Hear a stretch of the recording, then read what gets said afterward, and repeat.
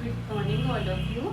आज का हमारा टॉपिक रहेगा MS वर्ड के जो शॉर्टकट्स हमारे रह गए थे, हम उसको कंटिन्यू करेंगे। ठीक है, तो फर्स्ट वन है हमारा Ctrl+1। ठीक है, 1 से आप क्या समझते हैं यहाँ पे कि अगर हम उसको कंट्रोल के साथ प्रेस करेंगे तो हमारा क्या होगा, क्या चेंज आएगा उसमें। ये क्या करेगा, सिंगल लाइन स्पेस। देखो यहाँ पे जैसे 1 और सेकंड के बीच में ये थोड़ा सा स्पेस दिया हुआ है, तो इसमें क्या होगा कि एक लाइन का हमें स्पेस मिलेगा। ठीक है, सपोज हमने एक पैराग्राफ लिया तो हमें उसको सेकंड पैराग्राफ को जब स्टार्ट करना था तो हमें वहाँ पे स्पेस चाहिए था, तो हम उसको क्या करेंगे, अगर Ctrl+1 प्रेस करेंगे तो वहाँ पे 1 लाइन का स्पेस आ जाएगा। ठीक है, उसी तरह अगर हमें 2 लाइन्स का स्पेस चाहिए तो हम क्या करेंगे, Ctrl+2 प्रेस करेंगे तो हमारा क्या आएगा, डबल लाइन का स्पेस आ जाएगा। ठीक है, नेक्स्ट वन हमारा क्या आता है, Ctrl+5। 5 अगर आप प्रेस करोगे तो 5 का स्पेस नहीं आएगा, वो हमारा कितना आएगा, 1.5 का। ठीक है, 1 से थोड़ा सा ज़्यादा होगा वो। ठीक है, तो 1.5 लाइन स्पेसिंग आ जाएगी उसमें। नेक्स्ट आता है Ctrl+, जो ये इनसाइड वाली ब्रैकेट होती है, जैसे ये ब्रैकेट स्टार्ट है हमारी, ये कौन सी ब्रैकेट है, स्क्वायर ब्रैकेट है। ब्रैकेट है लेफ्ट साइड की जो ब्रैकेट है, इसको हम क्या बोलते हैं, लेफ्ट स्क्वायर ब्रैकेट।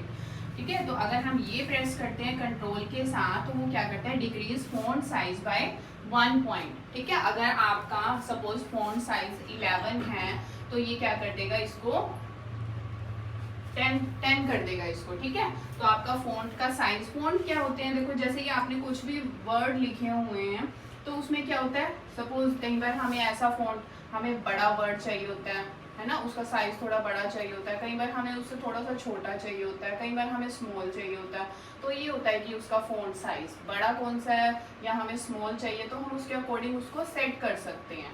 ठीक है, तो हमारा क्या होता है, decrease font size by 1 point.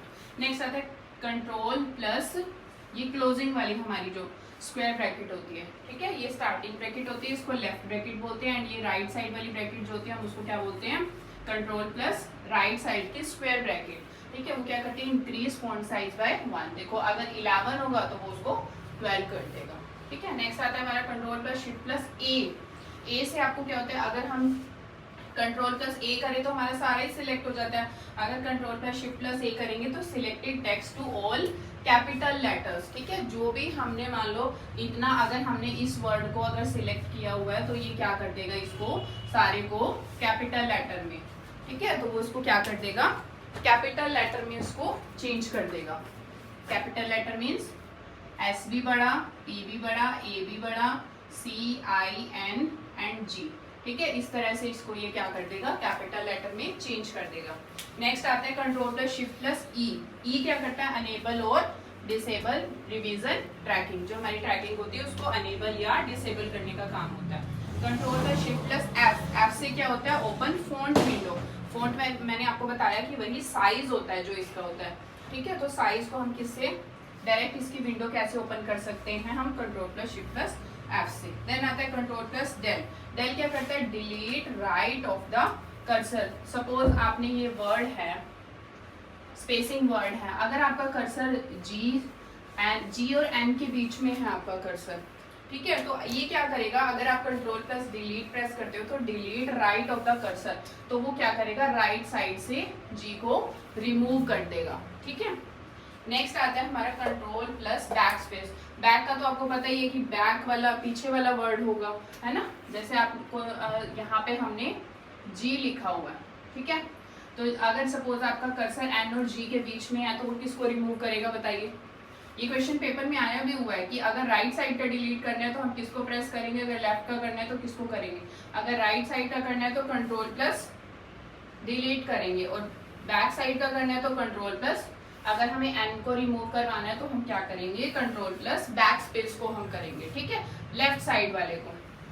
Ctrl+Enter, देखो ये एग्जाम में आया भी हुआ है, इंपॉर्टेंट। Ctrl+Enter क्या करता है, इंसर्ट पेज ब्रेक। ठीक है, क्या काम, इसका क्या काम होता है, इंसर्ट पेज ब्रेक। नेक्स्ट आता है Ctrl+End।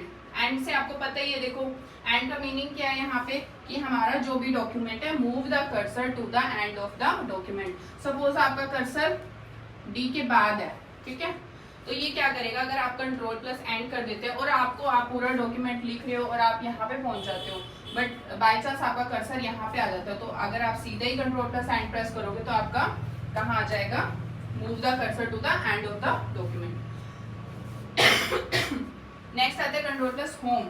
होम का पता ही है आपको, जैसे आप सारा शहर घूम के कहाँ आ जाते हैं, अपने घर आ जाते हैं, है ना, तो उसी तरह हम पूरा डॉक्यूमेंट लिख के हम कहाँ आ जाते हैं, control plus home, move the cursor to the beginning of the document. कहाँ पे पहुंच जाते हैं हम, स्टार्टिंग पे पहुंच जाते हैं। ठीक है, थैंक यू।